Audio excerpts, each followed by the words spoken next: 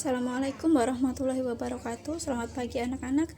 Hari ini kita akan belajar tema pada sub tema 2 dan sub tema 3. Sebelum belajar, alangkah baiknya kita membaca basmalah terlebih dahulu. Bismillahirrahmanirrahim. Ya, hari ini kita akan belajar PJOK dan SBDP. Silahkan dibuka tema 2 halaman 32. Di sini ada permainan lingkaran simpai.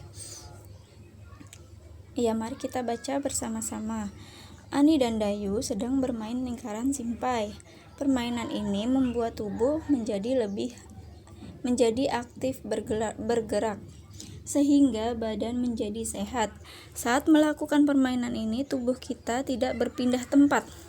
Nah, kalau bermain simpai itu tubuh kita nggak berpindah ya, tempatnya tetap di situ, tetap berdiri di situ. Nah, lalu hanya saja kita meliukkan badan, cuman meliuk-liukkan badan atau pinggang ke kiri atau ke kanan. Nah, itu merupakan contoh gerak non lokomotor. Kenapa simpai non lokomotor? Karena dia tidak berpindah tempat. Nah, paham ya? Jadi gerakan non lokomotor itu contohnya bermain simpai.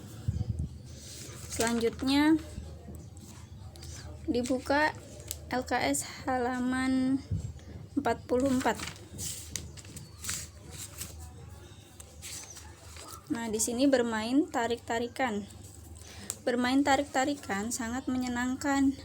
Bermain tarik-tarikan membuat tubuh sehat. Permainan tarik-tarikan memerlukan kerjasama dan kekompakan. Nah, ini digarisbawahi ya. Jadi permainan tarik-tarikan itu memerlukan kerjasama dan kekompakan. Nah, bagaimana cara bermain tarik-tarikan? Nah, di sini ada langkah-langkah bermain tarik-tarikan. Ada 5 ya. Pertama, kita bagi teman menjadi 2 kelompok.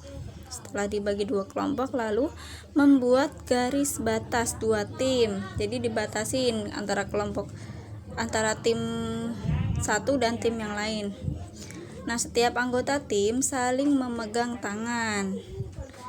Nah, kemudian setiap tim saling menarik tangan tim lain. Jadi namanya tarik-tarikan, jadi saling mengulurkan tangan untuk berpegangan, lalu kemudian ditarik, saling menarik. Nah, yang terakhir, kelompok yang dapat menarik kelompok lain hingga melewati garis batas menjadi pemenang. Nah, apabila salah satu tim atau kelompok itu dapat menarik lawannya sampai melewati garis batas, nah itu merupakan kelompok pemenangnya.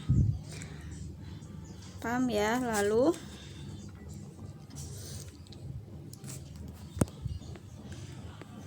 dibuka halaman 72.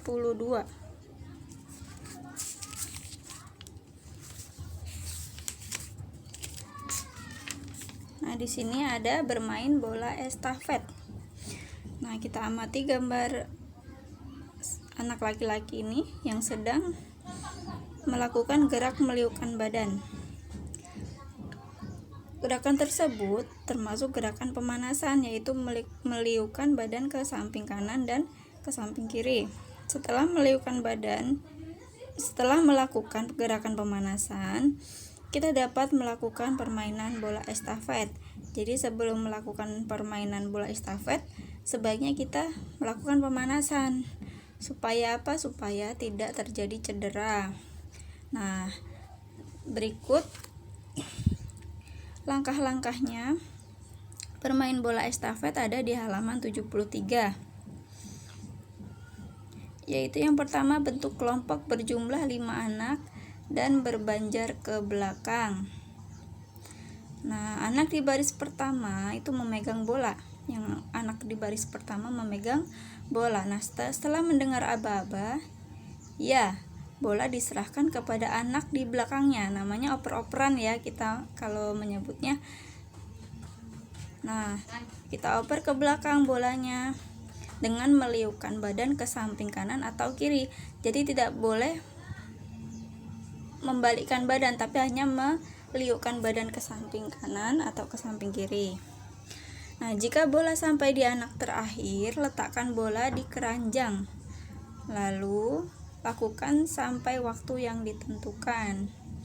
Nah, hitung jumlah bola yang dapat dikumpulkan. Kelompok yang dapat mengumpulkan jumlah bola paling banyak itu adalah pemenangnya. Selanjutnya dibuka halaman 39. Mempraktikkan gerak tari. Kamu sudah memahami gerakan kepala, tangan, dan kaki.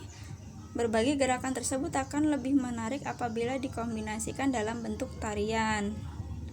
Nah, selain menampilkan keindahan, gerakan ini dapat memperkuat otot leher, tangan, dan kaki. Jadi selain tari itu terlihat indah, tapi juga manfaatnya memperkuat otot leher, tangan, dan kaki. Selanjutnya dibuka halaman 60. Membuat gambar imajinatif. Gambar imajinatif adalah gambar yang bersifat khayalan. Ini digarisbawahi. Gambar imajinatif adalah gambar yang bersifat khayalan. Gambar imajinatif dibuat sesuai apa yang dipikirkan. Jadi misalnya kamu membayangkan seekor gajah, jadi kamu menggambarkannya, itu merupakan gambar imajinatif karena yang berasal dari khayalan kita masing-masing. Lalu alat dan bahan untuk menggambar imajinatif yaitu kertas gambar, pensil, penghapus, pensil warna atau krayon, spidol warna, dan cat air. Itu bahan-bahan yang diperlukan. Selanjutnya dibuka halaman 67. Nah, pada halaman 67 ini cara menggunakan alat dan bahan menggambar imajinatif. Nah, gambar yang terlihat pada gambar halaman 67 itu merupakan gambar imajinatif pemandangan alam. Alat dan bahan yang digunakan untuk menggambar imajinatif seperti pensil, penggaris, penghapus, dan pensil warna. Nah, agar terlihat menarik, gambar dapat diwarnai secara gradasi atau gelap terang menggunakan krayon. Selanjutnya dibuka halaman 70. Nah, di sini pembelajaran sebelumnya kamu sudah mengetahui alat dan bahan untuk menggambar imajinatif. Tahukah kamu bagaimana cara menggambar imajinatif yang baik? Nah, langkah-langkahnya. Yang pertama ada di halaman 71. Langkah-langkahnya. Ini contohnya gambar imajinatif bunga matahari ya. Nah, langkah-langkahnya yang pertama, sediakan semua alat dan bahan yang dibutuhkan. Lalu yang kedua, buat garis pinggir pada buku gambar. Jangan lupa sebelum menggambar tuh buat garis tepi dulu. Nah, setelah buat garis tepi atau garis pinggir, yang ketiga, buat gambar sketsa atau pola benda menggunakan pensil. Jadi kita membuat pola terlebih dahulu dengan pensil secara tipis-tipis. Namanya sketsa itu biasanya tipis, tidak tebal.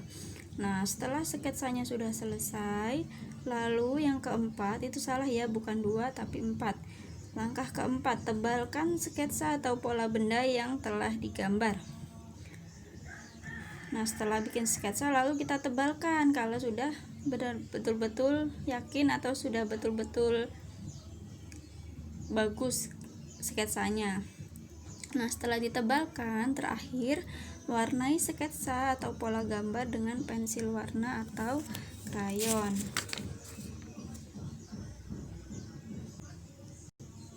Nah, sekian materi PJOK dan SBDP subtema 2 dan subtema 3.